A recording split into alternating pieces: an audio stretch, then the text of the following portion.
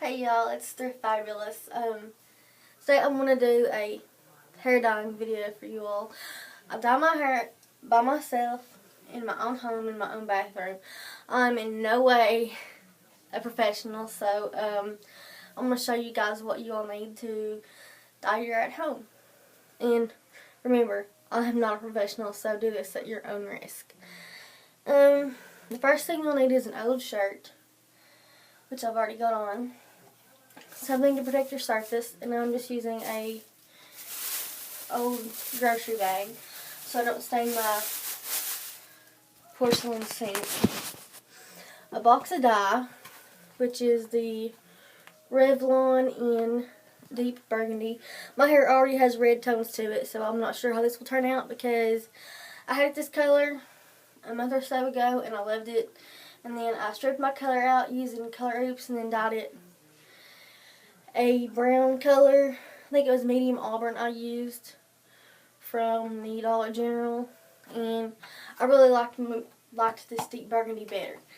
Well, it comes with the developer and the ammonia-free colorant and the instructions and little gloves.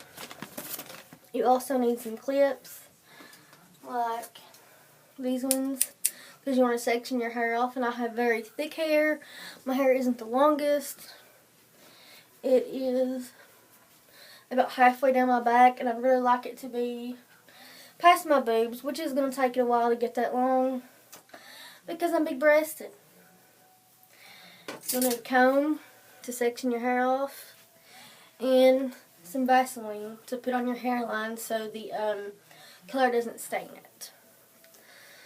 So I'm going to section my hair off and make sure I get out all the tangles. Now, I'm doing it with second day hair. I haven't freshly washed my hair today because I read on the internet that your hair usually takes dye better if it is on a couple days. And y'all, my roots are starting to show, and I'm getting older. I'm 25, and my gray is starting to show, and I don't like it.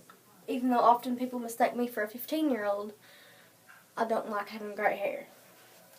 So, what I do is I part my hair directly down the middle of my head, and I separate it. You all can section it ever how you choose to, but this is just how I do it. Then I split those sections in half. I start about right behind my ear.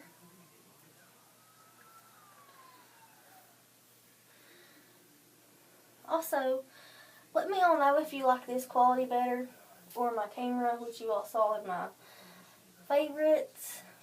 My September favorites. I actually kind of think that this camera, my iPad, gives a better quality than my camera. So, I'm kind of debating on sending it back to the company that I got it from.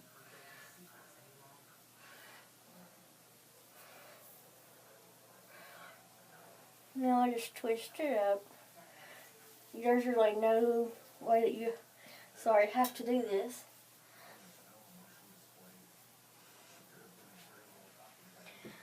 And then I take a clip and I clip it up. Now for the back section.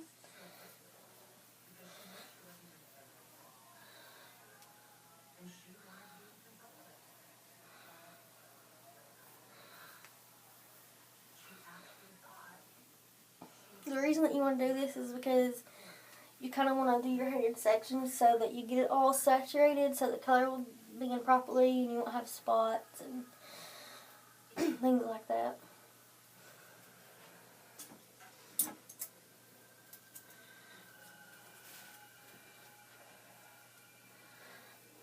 Now I'm going to section the other side.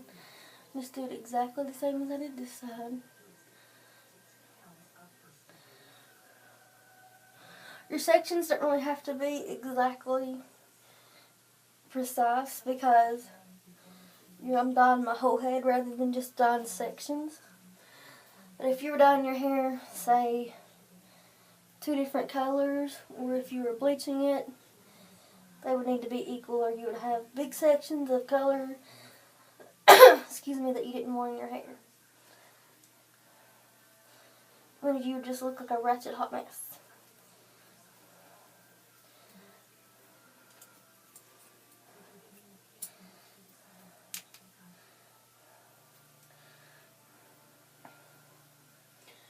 And now, oh, I forgot to mention, you will either need a shower cap, or I have so many plastic bags around my house that I just use a plastic bag that once you get your hair dyed, especially if you're using a liquid, you don't want it dripping all over your furniture or your clothes.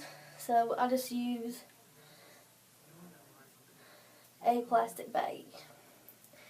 And I will show you guys how I tie that in just a few minutes.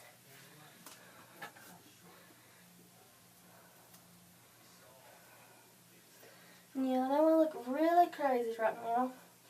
A little Miley-esque, don't you think?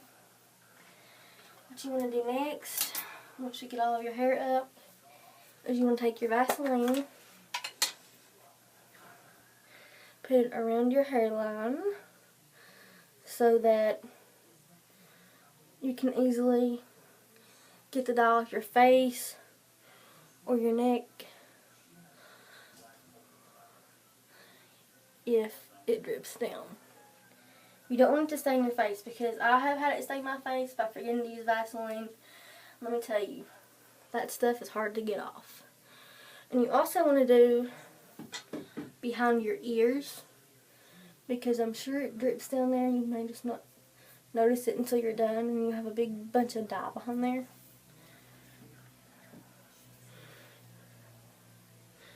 I'm just getting the back of my ears. You can even do like the inside of your ears if you wanted to, especially if you have earrings in those up there, which I have mine pierced, but I don't have it in right now. And of course, do the back of your neck. Now, you need to leave this dye in. It says leave it in for 45 minutes, but since my hair is darker, I'm going to leave it in for an hour.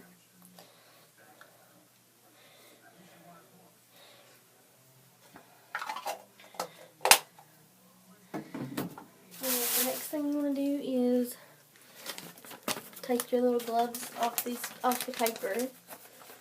You don't want to stain your hands.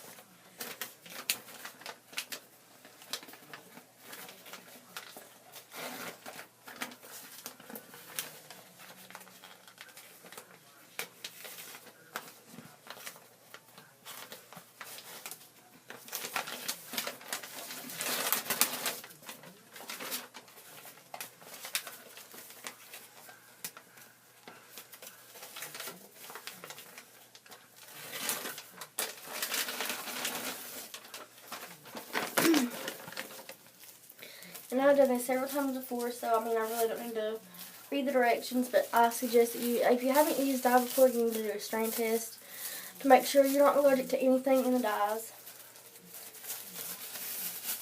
It doesn't irritate me, so I don't do it. Now, the next thing you want to do is open your little bottle of developer. I'm going to need to get some scissors and poke this. I'll be right back, guys.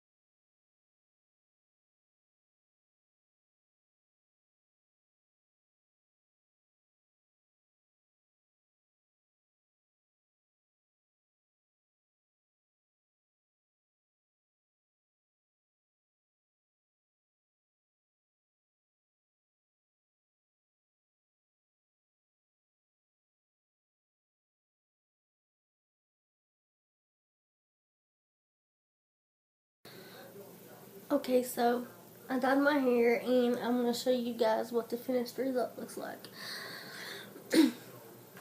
And as you can see, it's pretty red. It's really, really red in the natural light, which I'm filming in front of this window where I always try to film at. And I'll see if that can pick up for you guys. It's almost black looking at times, but I really like it. Some of my family members have saw it. My dad said I look like a goth chick. I told him I liked it, and he's like, well, that's all that matters. My husband thinks so too, but I'll see you guys in my next video.